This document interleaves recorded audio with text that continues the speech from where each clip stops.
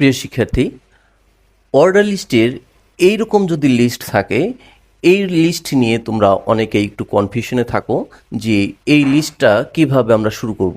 এটা তো order list, সেটা তো জানা আছে তোমাদের সবার, তাই তো? কিন্তু অর্ডার লিস্টের শুরুটা এ থেকে না হয়ে শুরু হয়েছে কিন্তু এইচ থেকে। এখন এই এইচ থেকে যদি লেখাটা শুরু হয়, সেই ক্ষেত্রে এই অর্ডার লিস্টের মধ্যে বাড়তি যে নির্দেশনাটা দিতে হবে সেটা হচ্ছে স্টার্ট 8। আর ওয়েল টাইপ এ তো অবশ্যই দিতে হবে, কারণ এটা তো এবিসিডি, তাই না? এবিসিডি দিয়ে শুরু হয়েছে, এই জন্য আমাদের টাইপটা এ থাকবে, কিন্তু স্টার্ট দিতে হবে 8। কেন? তোমরা অনেকেই এইখানটাতে ভুল করো যে এখানে 8 না লিখে লেখো এইচ।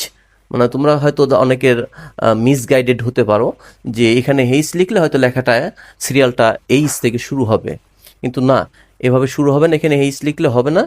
এইচের যে সিরিয়াল নাম্বারটা, এইচের সিরিয়াল কত? ABCDEFGH, অর্থাৎ 8 নম্বর সিরিয়ালে এইচ আছে। এই জন্য এইচ থেকে শুরু করতে গেলে তোমাকে অবশ্যই এখানে 8 লিখতে হবে।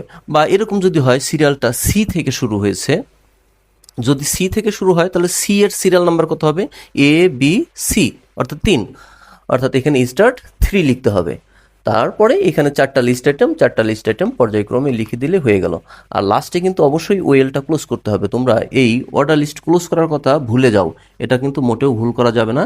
অর্থাৎ যে ট্যাগ আগে শুরু হবে সেটা অবশ্যই লাস্টে এসে ক্লোজ করে দিতে হবে।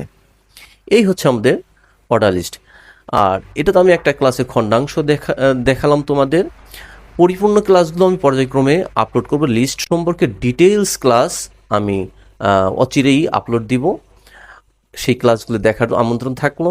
অবশ্যই পেজটিকে ফলো দিয়ে রাখো, তাহলে এই ক্লাস আপলোড দেওয়ার সাথে সাথে তোমাদের পেজে নোটিফিকেশন চলে যাবে। সবাইকে অসংখ্য ধন্যবাদ।